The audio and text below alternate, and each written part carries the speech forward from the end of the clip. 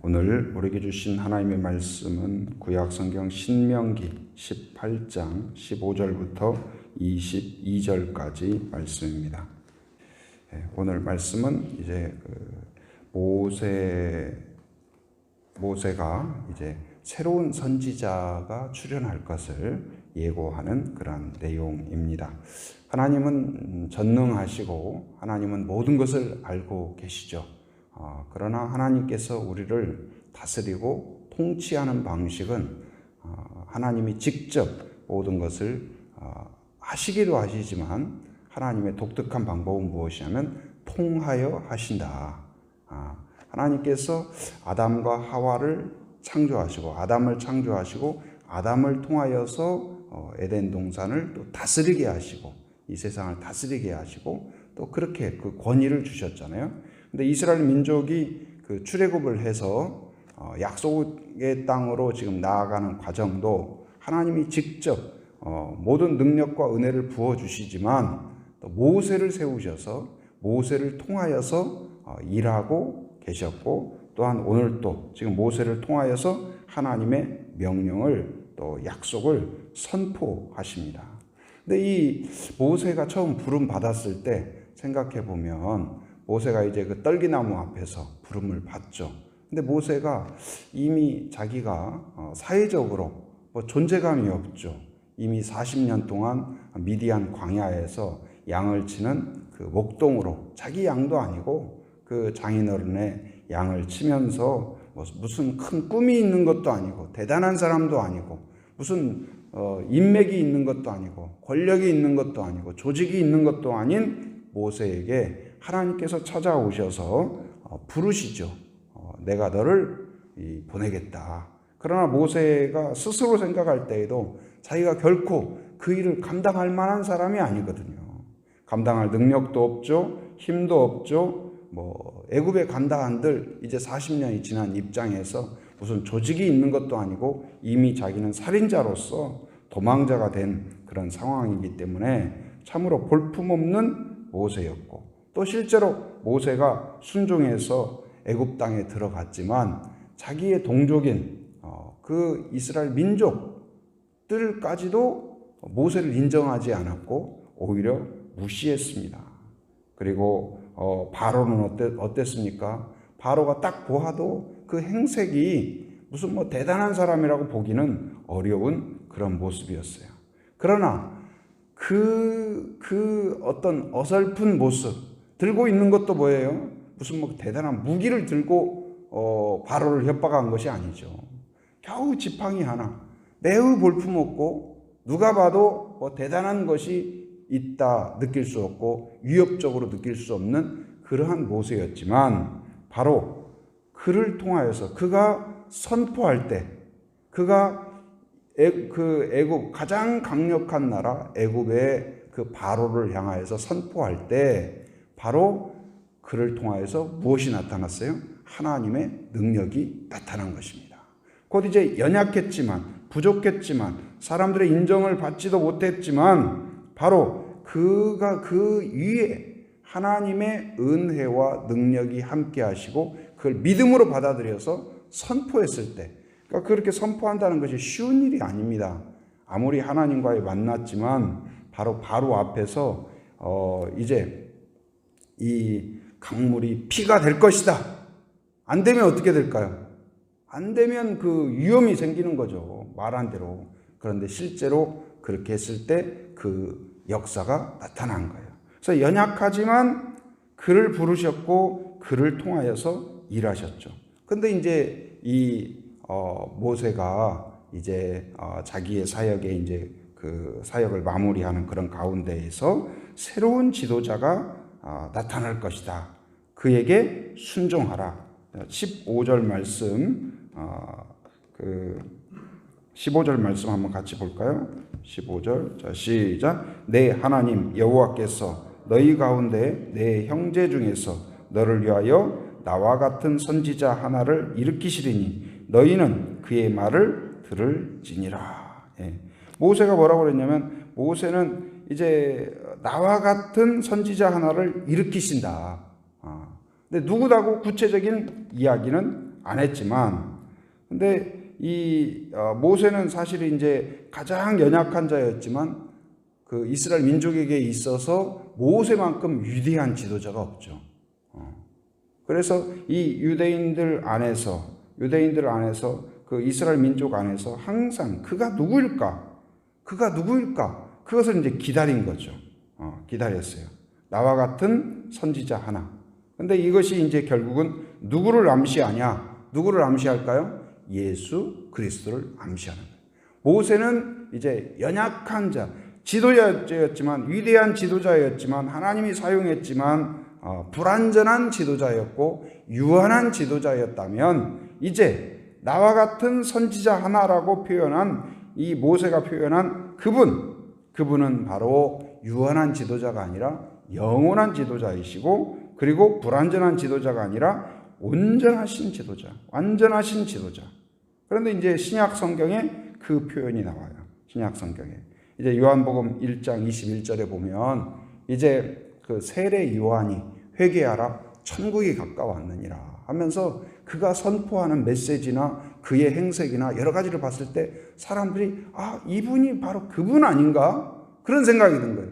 그래서 그들 안에서는 항상 메시아 사상, 바로 오신다고 한 그분, 바로 모세가 선포한 바로 그분 아니냐, 그런 마음이 있었어요. 그래서 이제 사람들이 이 세례 요한에게 물어봅니다. 당신이 바로 그분입니까? 그러자 세례 요한이 뭐라고 하냐? 세례 요한한테 네가 바로 그 선지자냐?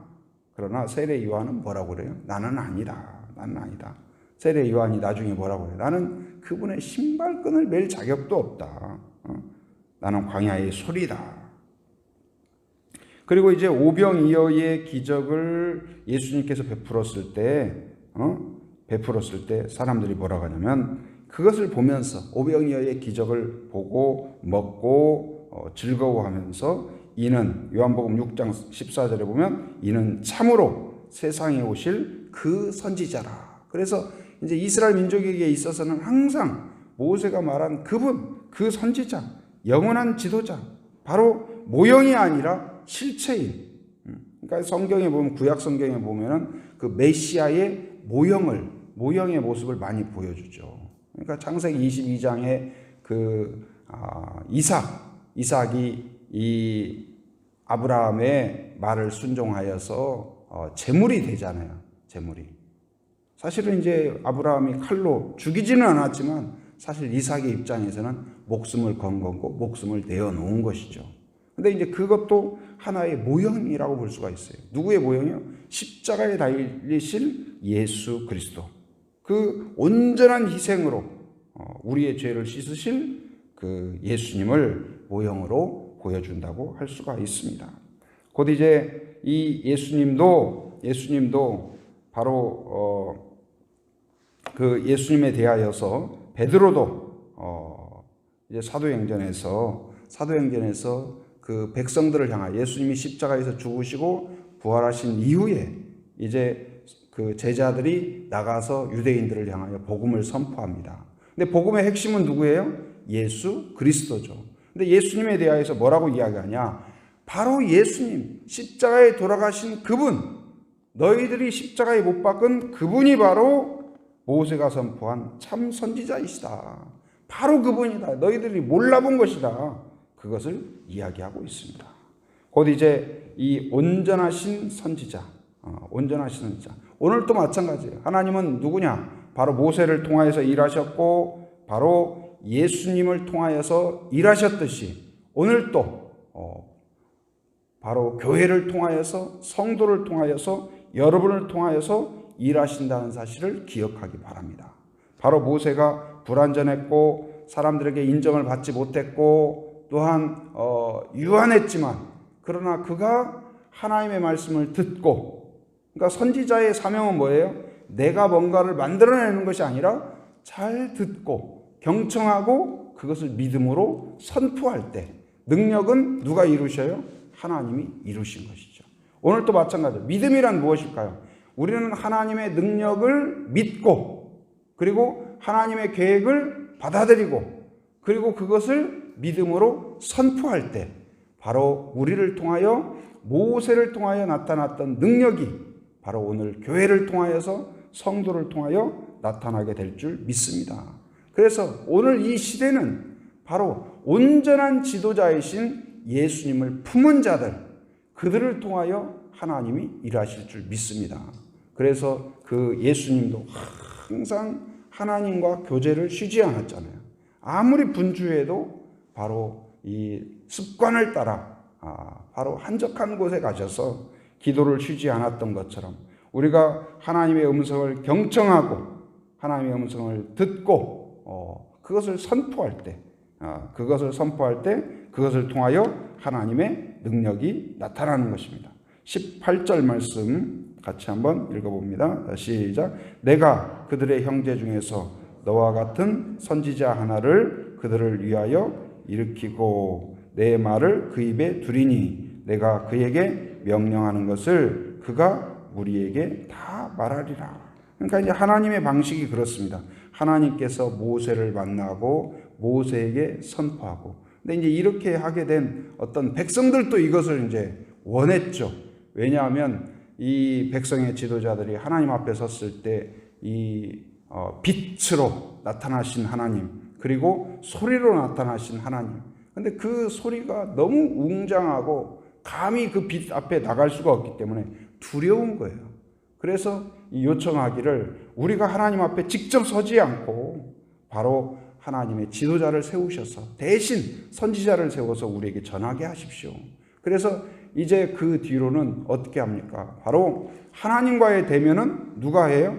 모세가 하고, 모세가 대면하고, 그리고 모세가 이제 듣고 백성들에게 선포해서 백성들은 모세의 말을 누구의 말로 여겼어요? 하나님의 말로 여겼고, 모세가 선포한 것은 능력이 나타났는데 모세의 능력이 아니고 누구의 능력이 나타났어요? 하나님의 능력이 나타난 것입니다.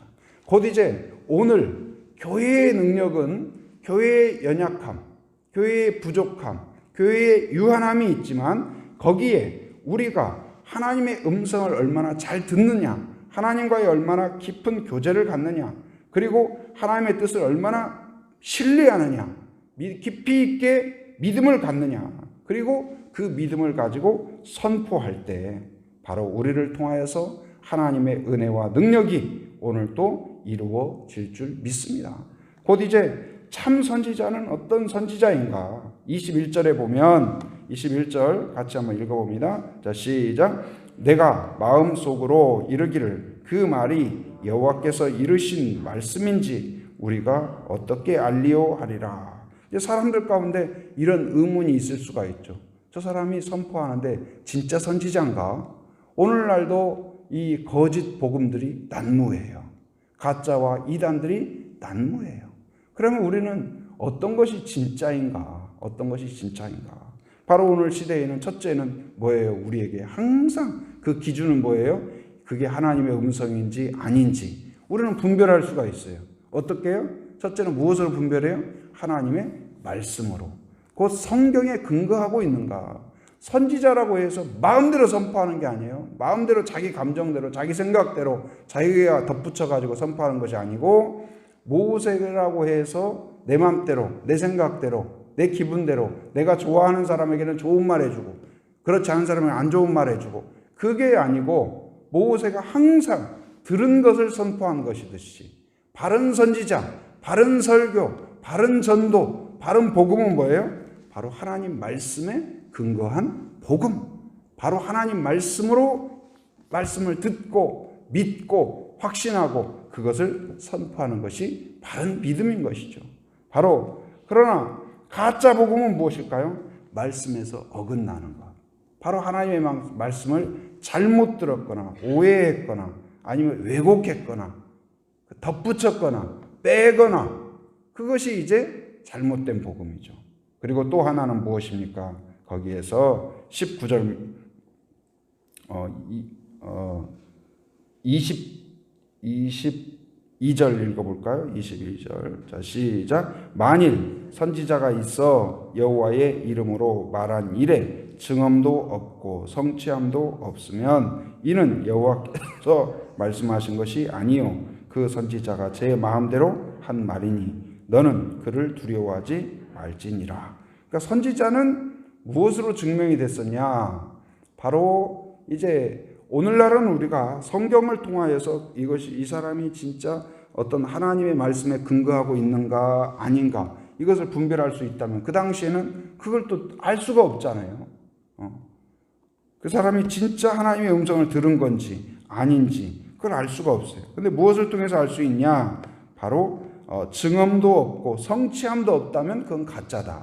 그러니까 이 모세가 바로 이 강물이 피로 변할 것이다, 마시는 물이 피로 변할 것이다, 순종하지 않으면 그럴 것이다, 뭐 이게 또 파리가 나타날 것이다, 개구리가 나타날 것이다, 또 흑암이 나타날 것이다, 장자가 죽을 것이다 말을 선포했잖아요. 그런데 그것이 이루어지지 않았다면 그건 하나님의 음성을 잘 듣지 못했거나 아니면 뭔가 잘못된 것이죠. 하나님의 음성이 아니다. 그러나 바로 그것이 그대로 실현되었을 때 예수님은 어떤 분이셨어요? 예수님은 본인이 이제 돌아가셨다가 3일 만에 부활하실 것이다 선포하셨죠. 그리고 그가 다시 부활하심으로써 그의 능력이 곧 이제 예수님을 통하여서 부활이 나타났다는 건 뭐예요? 하나님의 능력이 나타나심으로써 그가 누구인 것을 선포해요? 바로 그 선지자 메시아임을 선포하는 것입니다. 곧 이제 우리가 이 시대에 하나님의 그러한 선포자가 되기 위하여서, 하나님의 선지자가 되기 위하여서, 하나님의 교회가 되기 위해서 어떻게 해야 될까요? 온전하신 선지자이신 예수님을 마음에 품고, 그리고 온전하신 메시지인 하나님의 음성, 하나님의 말씀, 성경을 가슴에 품고 교제하고 묵상하고 깨닫고 확신하고, 오늘 이제 우리의 가족과 이웃과 또한 만나는 사람들에게 믿음으로 선포할 때 언제 능력이 나타나요? 우리 안에 품을 때 나타나는 것이 아니고 언제 나타나요? 선지자가 하나님의 음성을 듣고 아멘 할렐루야 할 때 능력이 나타나는 게 아니에요. 언제요? 불안하지만 부족하지만 나의 모습은 왜소하지만 그것을 바로 앞에서 선포할 때, 백성 앞에서 선포할 때 하나님의 능력이 나타났어요. 마찬가지로 오늘도 마찬가지예요. 우리가 부족하지만 왜소하지만 유한하지만 한계가 있지만 우리가 자신이 없지만 우리가 확신하고 있는 믿음을, 확신하고 있는 하나님을, 확신하고 있는 말씀을 선포할 때 우리의 그 빈약함 가운데, 연약함 가운데 하나님의 능력이 나타날 줄 믿습니다. 오늘 또 이제 살아가는 동안 바로 모세처럼 담대하게, 예수님처럼 확신 있게 한 걸음 한 걸음 그 선지자로서, 그러한 선지자의 마음으로 오늘 또 살아가며 승리하며 선포하고 하나님의 능력이 나타나는 것을 여러분도, 그리고 그것을 듣는 사람마다 경험하는 그러한 역사가 일어나기를 주님의 이름으로 축원합니다. 은혜가 충만하신 아버지 하나님 감사합니다. 오늘도 새로운 하루를 허락하여 주시고 주 안에서 시작하게 하심 감사합니다. 모세를 택하시고 모세의 부족하지만 또한 한계가 있지만 유한하지만 그를 통하여서 또한 복음을 선포하게 하셨고 하나님의 능력을 나타내신 것처럼 오늘 이 시대 가운데에도 하나님 교회를 세우시고 교회를 택하시고 성도들을 부르시고 하나님 우리를 통하여서 일하시는 줄 믿습니다. 오늘 또 그 마음으로 하나님의 음성을 듣게 하시고 말씀과 교제하게 하시고 하나님의 음성을 듣는 자 되게 하시며 믿음으로 확신하고 또한 믿음으로 선포하는 자가 되게 하여 주옵소서. 우리의 모습이 아니라 하나님을 보면서 하나님의 능력을 확신함으로 선포하고 담대하게 행진하는 주의 백성들, 또 우리 한국 교회가 되게 하여 주시옵소서. 하나님, 코로나로 인하여서 또 교회의 예배와 사역에 여러 가지 제약이 있습니다. 하나님 아버지, 이 상황 가운데 우리의 믿음이 약해지지 않게 하시고 더 간절함으로 예배를 사모하며 또한 더 확신 있는 마음으로 또한 복음을 선포하는 종들이 되게 하여 주시옵소서. 또 코로나 재확산의 이러한 위기 가운데 있습니다. 긍휼히 여겨주셔서 현장에서 수고하는 한 사람 한 사람 안전을 지켜주시고 속히 상황들이 또한 해결될 수 있도록 인도하여 주시옵소서. 하나님 아버지, 전 세계에 아직도 많은 사람들이 또한 고통당하고 있습니다. 긍휼히 여겨주셔서 치료제와 백신도 속히 개발되도록 지혜를 허락하여 주시옵소서. 오늘 또 하나님을 의지하며 기도 가운데 함께한 한 분 한 분 기억하여 주시고 간절한 마음으로 하나님께 호소할 때 그 기도의 제목들 하나하나 하나님께서 응답하시고 능력을 주시고 확신을 주시며 평안을 허락하여 주시옵소서. 또한 삶의 현장에 살아가는 모든 성도들 안전과 건강을 지켜주시고 하나님께서 강한 팔로 붙잡아 주시옵소서. 이곳저곳을 왕래할 때마다 안전운행하도록 붙잡아 주옵소서. 또 해외에 육지에 군에 있는 가족들 자녀들 성도들을 기억하여 주시고 아버지 하나님께 오고 가는 모든 소식 위에 은혜로운 소식 복된 소식 되게 하여 주시옵소서. 지금은 우리 주 예수 그리스도의 은혜와 하나님의 풍성하신 사랑과 성령의 교통하심 인도하심의 역사가 오직 하나님의 부름 가운데 교회됨으로써 하나님의 통로요 하나님의 축복의 통로가 되기를 간절히 소원하는 한 사람 한 사람 머리 위에 가정 위에 일터 위에 사역 위에 지금으로부터 영원토록 함께 하시기를 간절히 축원하옵나이다. 아멘.